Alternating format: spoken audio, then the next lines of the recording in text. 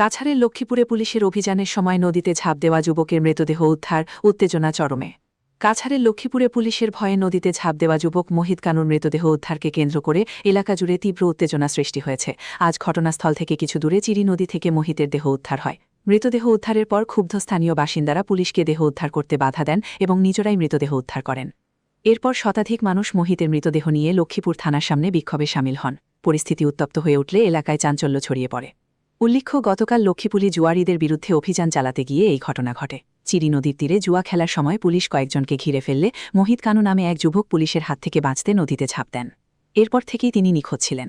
রাতভর তল্লাশি চালিয়েও তার কোনো সন্ধান পায়নি পুলিশ। ঘটনাকে কেন্দ্র করে গত রাত থেকেই এলাকায় উত্তেজনাপূর্ণ পরিস্থিতি সৃষ্টি হয়। আজ মোহিতের মৃতদেহ উদ্ধারের পর সেই ক্ষোভ আরও বাড়ে এবং থানার সামনে বিক্ষোভ শুরু হয়। অন্যদিকে ঘটনার জেরে অভিযানে অংশ নেওয়া 4 পুলিশ কনস্টেবলকে সাময়িক বরখাস্ত করা হয়েছে। পুলিশ সূত্রে জানা গেছে, ওই 4 কনস্টেবল ঊর্ধ্বতন কর্তৃপক্ষকে অবহিত না করেই অভিযান চালাতে গিয়েছিলেন।